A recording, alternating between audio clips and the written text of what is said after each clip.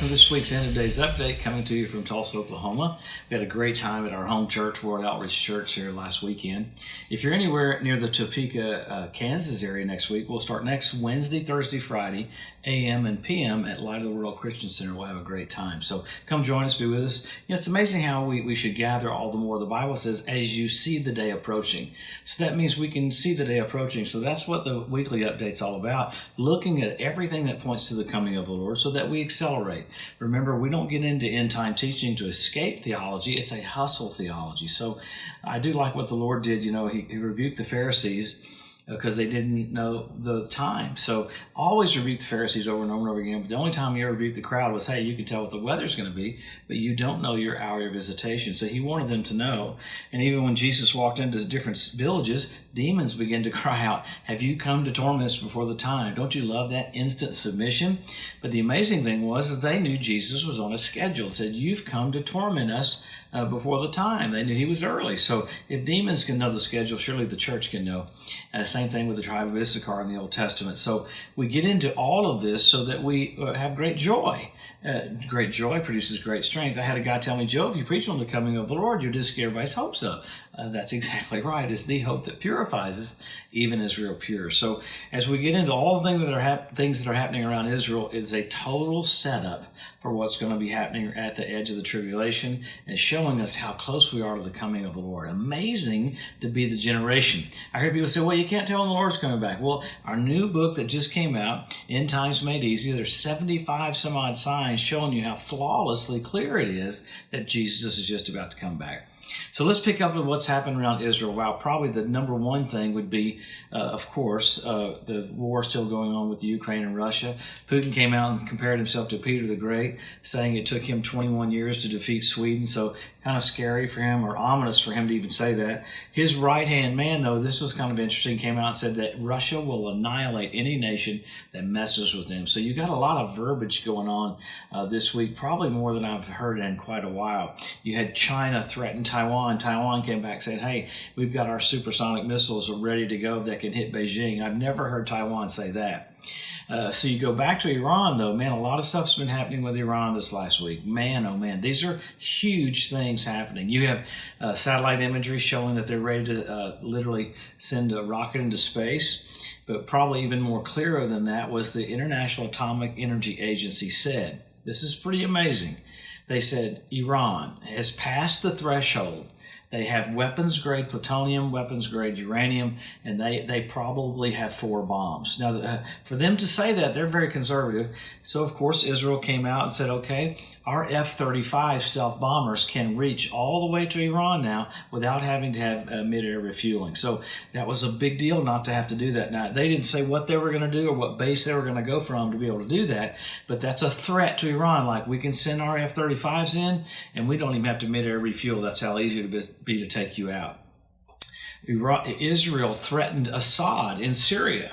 Israel said, if you keep letting Iran come down into Syria and park missiles on our doorstep, we're going to bomb your palaces. Now, if Israel says they're going to bomb their palaces, that means they're going to bomb their palaces. So you don't mess with Israel. So you had Iranian hit squads in Turkey going after Israelis. Israelis got rescued several times before they were taken out. So you got Iran sending hit squads down into Turkey to kill Israelis. So absolutely bizarre times. Turkey's doing some of the most interesting stuff too, not just being an area that Iran can do what they want to do, but to go into northern Syria saying they're going to cleanse northern Syria, just like Russia's cleansing the Ukraine. So it's a bizarre thought pattern when leaders are coming out with such psychotic verbiage like that. So, man, when you have F-35s going into Iran, that means it's over for what they're going to do. So you had 2 more, basically aerospace, or what we would call missile scientists, got poisoned this last week. It looks like Israel killed 2 more. So that's 3 right now.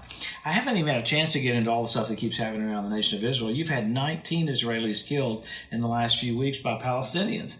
There's a big uproar in the Palestinian hierarchy, you can call it, about what's happening there. But this came out this week, which is so interesting. You had the U.S. Senate and U.S. House bring forth a bill for Israel to unite with 9 Arab countries to have an integrated defense system or missile defense system.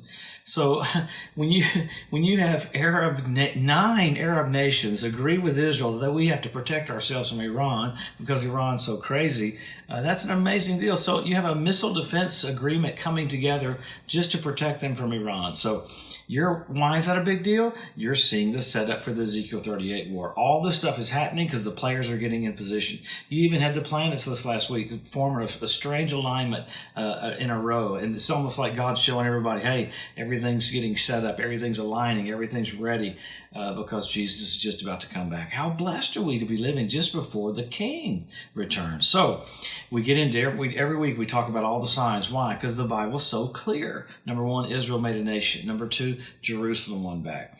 Jesus said the generation that sees those 2 will not pass away till all is fulfilled. But man, then you have the Hebrew language restored.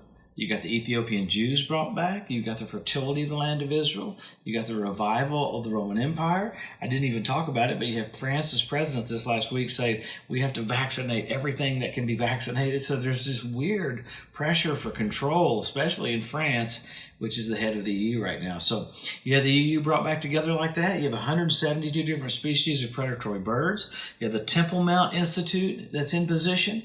This last week, they got there was an aromatic scientist that got all the incense ready for the third temple. So they have everything ready. I mean, they're literally about to step into that 7-year period called a time of Jacob's trouble. So all these groups are getting together, like the predatory birds. They're a cleanup crew for the land of Israel. Absolutely amazing. But then you have foxes on the Temple Mount.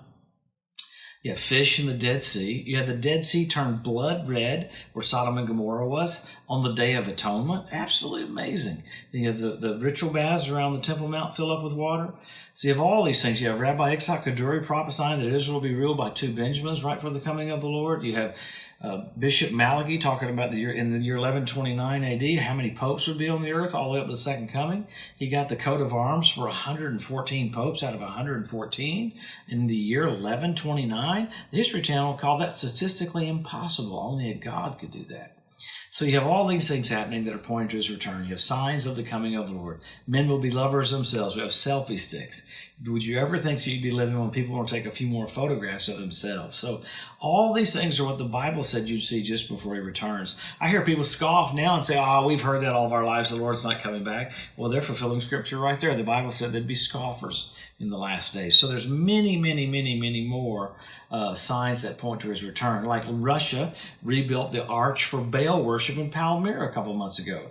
The Talmud says that's the last thing you'll see right before the Messiah comes. So there's sign after sign after sign after sign. Then you got signals. What are the signals? You had blood red moons on Passover and Tabernacles. 4 in a row. Amazing. When's the last time you had 4 in a row? NASA calls it a tetrad. 1967 when Jerusalem was won back. 1948 when Israel was made a nation, and 1492 at the Edict of Expulsion when the Jews were kicked out of Spain. So you got the heavens preaching that. Then you had the Bethlehem star, Jupiter, Regulus, Venus come together at the birth of Jesus. The constellation was Virgo.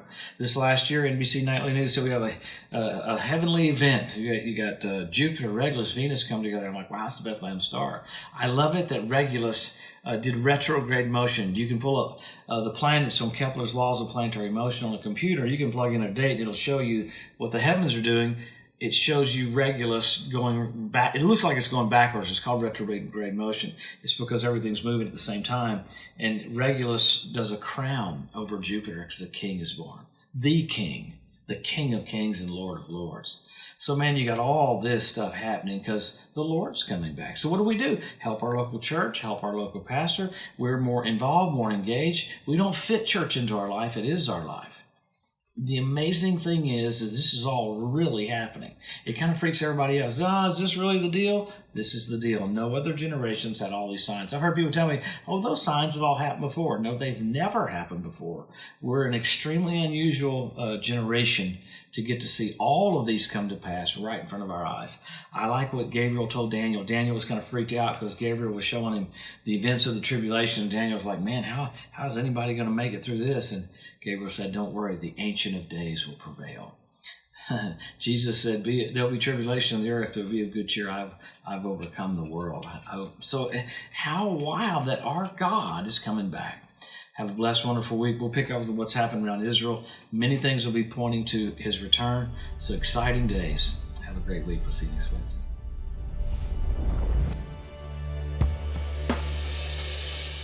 Thanks for joining us today at the End of Days Update. If you'd like to be notified every time there's a new post, just go to the edu at josephmorris.com and subscribe to receive email alerts. If these posts and updates have been a blessing to you, please consider making a one-time donation to help get the message out, or even becoming a monthly partner with Joseph Morris Ministries. Thanks again for tuning in to the EDU, and we'll see you next week.